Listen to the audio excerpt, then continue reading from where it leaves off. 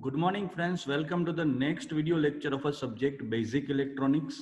तो इससे previous videos के अंदर हम लोगों ने ट्रांजिस्टर का 3 कॉन्फ़िगरेशन डिस्कस किया था, जो कि थे common base, common emitter and common collector configuration. तो आज के लेक्चर के अंदर हम लोग ये तीनों कॉन्फ़िगरेशन का डिटेल में कंपैरिजन करने वाले हैं और तीनों के बीच में क्या डिफरेंस है और उसमें आप लोगों का जो करंट गेन होता है, ठीक है, उसका इक्वेशन क्या होता है और तीनों करंट गेन का रिलेशन क्या होता है, वो हम लोग आज के लेक्चर के अंदर डिस्कस करने वाले हैं। तो सबसे पहले जो तीनों कॉन्फ़िगरेशन है, there is a common base, common emitter and common collector configuration. ठीक है, तो आपको याद होना चाहिए कि कॉमन बेस कॉन्फ़िगरेशन के अंदर जो करंट गेन का इक्वेशन था वो आपका अल्फा था। ठीक है, कॉमन बेस के अंदर जो करंट गेन थी वो आपकी अल्फा थी, कॉमन एमिटर में जो करंट गेन थी वो आपकी बीटा थी एंड कॉमन कलेक्टर के अंदर जो करंट गेन थी वो आपकी गामा थी।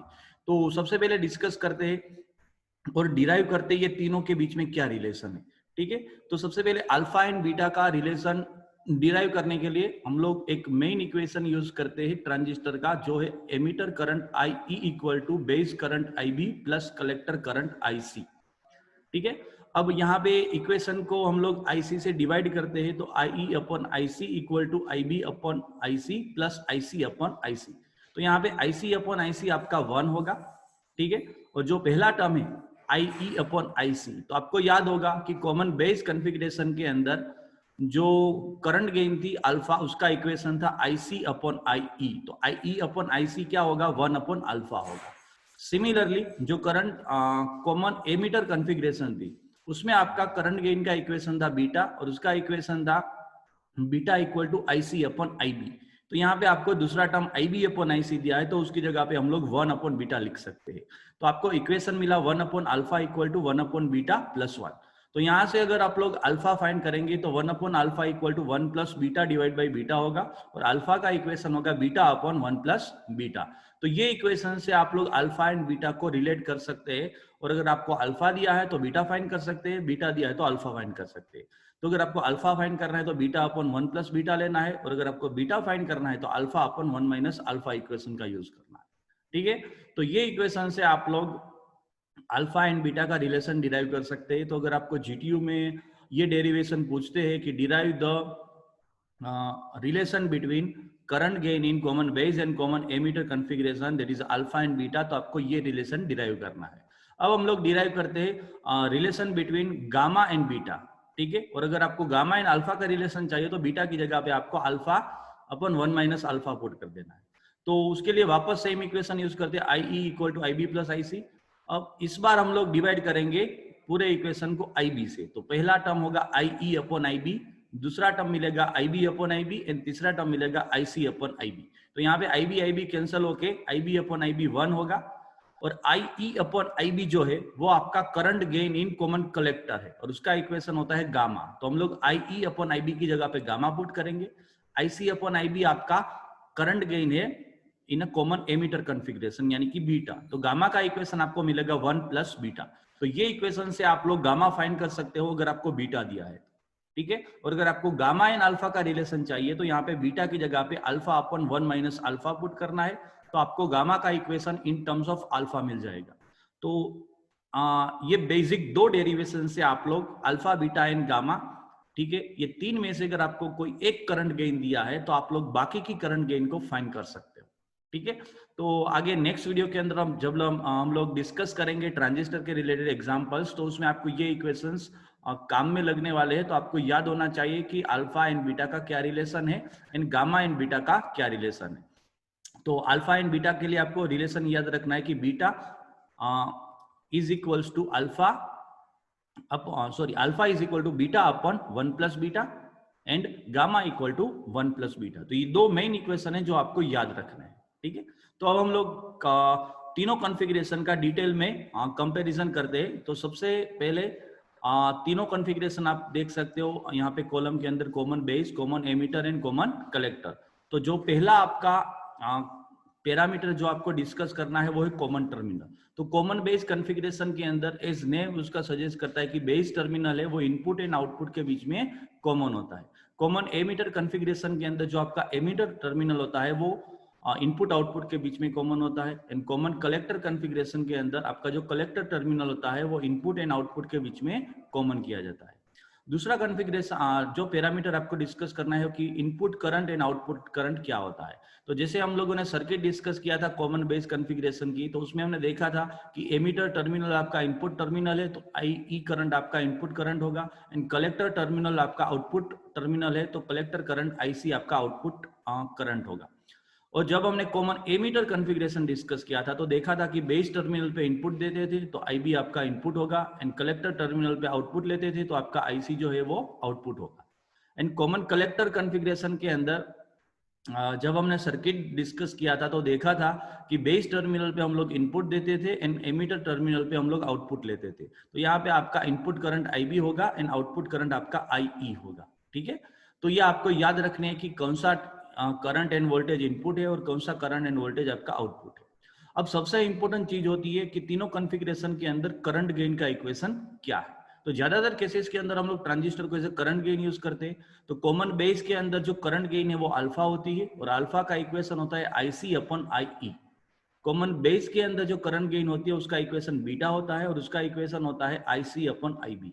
एंड कॉमन कलेक्टर के अंदर जो करंट गेन मिलती है उसका इक्वेशन होता है gamma and it is represented by I E upon I B.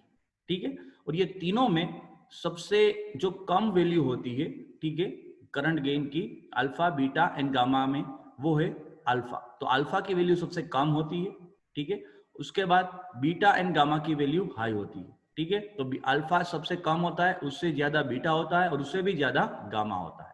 ठीक है, तो करंट गेन के मामले में कॉमन बेस जो कॉन्फ़िगरेशन है उसकी करंट गेन काफी लो होती है, उससे ज्यादा कॉमन एमीटर की होती है और उससे ज्यादा कॉमन कलेक्टर की होती है। ठीक है, तो ये आपको तीनों equation as a example point of view याद रखना है। अब उसके बाद वोल्टेज डिस्कस करते, तो कॉमन बेस के अंदर जो बेस टू एमीटर वोल्टेज है वो आपका इनपुट वोल्टेज होता है and collector to base voltage है वो आपका आउटपुट वोल्टेज होता है। और यहाँ पे बेस टर्मिनल कॉमन है तो आपको इनपुट एंड आउटपुट दोनों वोल्टेज में आपको बेस कॉमन रखना है। फिर कॉमन एमीटर की बात करते हैं तो उसमें आपका VBE जो है base to emitter voltage input voltage है एंड VCE जो है कलेक्टर टू एमीटर वोल्टेज वो आपका आउटपुट वोल्टेज है। And similarly common collector configuration के अंदर जो कलेक्टर टू बेस वोल्टेज है आपका इनपुट वोल्टेज है and collector to emitter voltage है वो आपका आउटपुट वोल्टेज है। अब बात करते हैं कि वोल्टेज गेन की, तो कॉमन बेस के अंदर आपको मीडियम वोल्टेज गेन मिलती है, कॉमन एमीटर में हाई वोल्टेज गेन मिलती है एंड कॉमन कलेक्टर में लो वोल्टेज गेन मिलती है। तो यहाँ पे अगर हम लोग डिस्कस करते हैं वोल्टेज गेन की, तो सबसे ज्यादा वोल्टेज गेन आपको कॉमन एमीटर में मिलती है, उससे बाद थोड़ी कम आपको कॉमन बेस में मिलती है और सबसे कम वोल्टेज गेन आपको कॉमन कलेक्टर के अंदर देखने को मिलती है। और उसके बाद अगर हम लोग इनपुट इंपीडेंस की बात करते हैं तो सबसे इनपुट इंपीडेंस लो अगर कोई कॉन्फ़िगरेशन में है तो वो है कॉमन बेस कॉन्फ़िगरेशन, उससे थोड़ा ज्यादा आपको कॉमन एमीटर में मिलता है और सबसे हाई इनपुट इंपीडेंस जो होता है वो आपको कॉमन कलेक्टर में मिलता है। तो यहाँ पे आप लोग इनपुट इंपीडेंस की कुछ टिपिकल वैल्यूज भी देख सकते हो। सिमिलरली अगर आउटपुट इंपीडेंस की बात करें तो कॉमन बेस का आउटपुट इंपीडेंस सबसे ज्यादा है, कॉमन एमीटर का उससे थोड़ा कम है एंड कॉमन कलेक्टर का सबसे लो आउटपुट इंपीडेंस है। एक्चुअली में इनपुट इंपीडेंस क्या होता है, तो इनपुट इंपीडेंस यानी कि input voltage upon input current and output impedance यानी कि output voltage upon output current. ठीक है, तो इनपुट इंपीडेंस का जनरली काम होता है कि हम लोग सोर्स में से जो पावर सप्लाई को खींचते हैं, ठीक है, तो उसमें से कितना अमाउंट का आप लोग पावर खींच सकते हो इनपुट इंपीडेंस पे डिपेंड करता है। एंड जब हम लोग आउटपुट कलेक्ट करते हैं तो कितना आउटपुट कलेक्ट कर सकते हैं वो आपका आउटपुट इंपीडेंस डिसाइड करता है। अब बात करते हैं कि पावर गेन की, तो सब जो कॉमन बेस है उसमें आपको मीडियम पावर गेन मिलती है, कॉमन एमीटर में सबसे ज्यादा पावर गेन मिलती है एंड कॉमन कलेक्टर में भी आपको मीडियम पावर गेन मिलती है। ठीक है, तो ये पावर गेन है। उसके बाद जो नेक्स्ट पैरामीटर है वो लीकेज करंट का। ठीक है, तो एक्चुअली लीकेज करंट का आइडियल वैल्यू 0 होना चाहिए। ठीक है, तो कॉमन बेस में सबसे लो लीकेज करंट मिलता है, कॉमन एमीटर में सबसे ज्यादा एंड कॉमन कलेक्टर में भी आपको ज्यादा लीकेज करंट मिलता है। तो लीकेज करंट सबसे लो किसके अंदर होता है, तो कॉमन बेस कॉन्फ़िगरेशन के अंदर। ठीक है, उसके बाद नेक्स्ट पैरामीटर है सिग्नल फेज। ठीक है, तो कॉमन बेस के अंदर जो आउटपुट मिलता है वो इनपुट के साथ इन फेज होता है, मतलब कि इनपुट का फेज एंड आउटपुट का फेज दोनों का फेज सेम होता है। फिर कॉमन एमीटर के अंदर जो आपको आउटपुट मिलता है वो out of the phase with input होता है। मतलब कि अगर इनपुट का फेज 0 है तो आउटपुट का फेज 180 डिग्री मिलता है, यानी कि उसका एग्जैक्ट अपोजिट मिलता है। ठीक है, तो अगर आप इनपुट में पॉजिटिव सिग्नल देते हो तो कॉमन एमीटर के अंदर आपका सिग्नल है वो नेगेटिव हो जाता है। ठीक है, तो जो पॉजिटिव हाफ साइकिल है वो नेगेटिव हो जाती है, नेगेटिव हाफ साइकिल है वो पॉजिटिव हो जाती है। कॉमन कलेक्टर की बात करते हैं तो उसमें भी आपका जो आउटपुट फेज होता है वो सेम एज इनपुट फेज होता है, यानी कि इन फेज विद इनपुट होता है। तो common collector and common base के अंदर आपका फेज है वो चेंज नहीं होता है, यानी कि जो इनपुट का फेज है सेम टू सेम वही आपको आउटपुट के फेज में मिलता है। लेकिन कॉमन एमीटर के अंदर जो आपका फेज है वो टोटली रिवर्स हो जाता है, यानी कि 180 डिग्री शिफ्ट हो जाता है। तो अगर आप लोग पॉजिटिव इनपुट देते हैं तो नेगेटिव हो जाता है, और नेगेटिव इनपुट देते हैं तो वो पॉजिटिव हो जाता है। तो बात करते हैं कि तीनों की एप्लीकेशन क्या है। तो जो कॉमन बेस कॉन्फ़िगरेशन होती है वो प्री एम्पलीफायर में यूज होती है, यानी कि कोई भी आप लोग सर्किट बनाते हो तो उसमें जो स्टार्टिंग फेज में एम्पलीफिकेशन चाहिए उसके लिए हम लोग कॉमन बेस कॉन्फ़िगरेशन को यूज करते हैं। फिर उसके बाद कॉमन एमीटर कॉन्फ़िगरेशन होती है वो ऑडियो एम्पलीफायर में यूज होता है, यानी कि जब भी आप लोग ऑडियो सिग्नल को एम्पलीफाई करते हो तो वहां पे कॉमन एमीटर कॉन्फ़िगरेशन को हम लोग यूज करते हैं। एंड जो कॉमन कलेक्टर कॉन्फ़िगरेशन होती है उसका काम होता है इंपीडेंस मैचिंग के लिए, यानी कि जब भी आपका जो आउटपुट इंपीडेंस है, ठीक है, वो अगर ट्रांसमिशन लाइन जो होती है यानी कि जो चैनल होती है उसके इंपीडेंस के साथ मैच होता है तभी मैक्सिमम पावर इनपुट से आउटपुट तक पहुंच सकता है, यानी कि ट्रैवल कर सकता है। तो उस वहां पे इंपीडेंस को मैच करने के लिए कॉमन कलेक्टर कॉन्फ़िगरेशन का यूज होता है। अब ज्यादातर केसेस के अंदर आप लोग जितनी भी सर्किट को स्टडी करोगे वहां पे आप लोग पाओगे कि कॉमन एमीटर कॉन्फ़िगरेशन सबसे ज्यादा यूज होती है। तो उसके पीछे रीजन क्या है? तो काफी बार जीटीयू के थियरी एग्जाम में ये क्वेश्चन भी आता है कि why common ammeter configuration is widely used in circuit designing. ठीक है, तो किसी भी सर्किट के अंदर कॉमन एमीटर कॉन्फ़िगरेशन सबसे ज्यादा क्यों यूज होती है? तो यहाँ पे आप लोग देखोगे तो दो तरह की, बेसिकली तीन तरह की गेन आपने यहाँ पे डिस्कस किया, current gain, power gain end voltage gain. तो करंट गेन जो होती है, ठीक है, वो आप लोग देखोगे तो एमीटर कॉन्फ़िगरेशन में हाई है, वोल्टेज गेन भी एमीटर कॉन्फ़िगरेशन के अंदर हाई है, एंड पावर गेन भी एमीटर कॉमन एमीटर कॉन्फ़िगरेशन के अंदर हाई है। तो तीनों तरह की गेन आपको एक ही कॉन्फ़िगरेशन के अंदर हाई मिलती है, वो है कॉमन एमीटर कॉन्फ़िगरेशन। ठीक है, बाकी के जो दो कॉन्फ़िगरेशन में है तो उसमें ऐसा दिख रहा है कि अगर करंट गेन हाई है तो वोल्टेज गेन लो है। ठीक है, अगर वोल्टेज गेन हाई है तो करंट गेन लो है।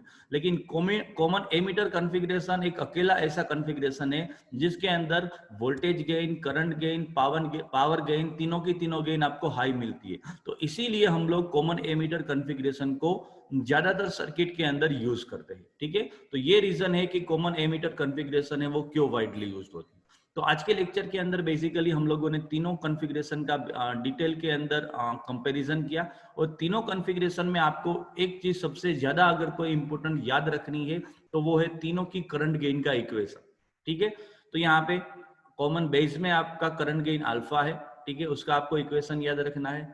कॉमन बेस के कॉमन एमीटर के अंदर आपका करंट गेन बीटा है, उसका इक्वेशन यहाँ पे आपको याद रखना है। एंड कॉमन कलेक्टर कॉन्फ़िगरेशन के अंदर जो आपको करंट गेन मिलती है उसका इक्वेशन है गामा, तो उसका इक्वेशन आपको याद रखना है। और उसके अलावा आपको ये अल्फा बीटा एंड गामा का जो एक दूसरे के साथ रिलेशन है वो भी आपको याद रखना है। तो यहाँ पे आपको दो इक्वेशन याद रखने हैं कि alpha equal to beta upon 1 plus beta and gamma equal to 1 plus beta. तो ये दो इक्वेशन से आप लोगों को कोई एक करंट गेन दिया है तो बाकी की करंट गेन को फाइंड कर सकते हो। ठीक है, तो जब भी हम लोग नेक्स्ट लेक्चर के अंदर ट्रांजिस्टर के रिलेटेड एग्जाम्पल्स डिस्कस करेंगे, ठीक है, तो उसमें आपको कोई एक कॉन्फ़िगरेशन दिया होगा, मान लो आपको कॉमन एमीटर कॉन्फ़िगरेशन देते हैं, क्योंकि ज्यादातर वो कॉन्फ़िगरेशन वाइडली यूज्ड है, तो मोस्ट ऑफ द एग्जांपल में आपको कॉमन एमीटर कॉन्फ़िगरेशन दिया जाएगा। और मान लो आपको अल्फा या गामा दिया है, तो सबसे पहले हम लोगों को कॉमन एमीटर सर्किट को डिस्कस करना है, तो उसके आपको करंट गेन बीटा चाहिए। तो आपको अगर अल्फा दिया है तो उसमें से बीटा फाइंड करना होगा, या गामा दिया है तो उसमें से आपको बीटा फाइंड करना होगा। ठीक है, उसके बाद आप लोग बीटा का इक्वेशन यूज करके आउटपुट करंट को फाइंड कर सकते हो। ठीक है, तो आपको जो भी कॉन्फ़िगरेशन दिए उसकी करंट गेन का इक्वेशन आपको यूज करना है, और उसके लिए आपको सभी गेन का जो इंटरमीडिएट रिलेशन है वो आपको पता होना चाहिए।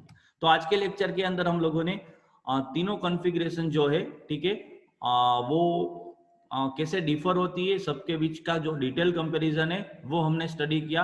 तो आज का जो आपका होमवर्क है वो है compare a common base, common emitter and common collector configuration of bipolar junction transistor. तो नेक्स्ट वीडियो के अंदर हम लोग ट्रांजिस्टर के रिलेटेड कुछ एग्जांपल सोल्व करने वाले हैं, ठीक है।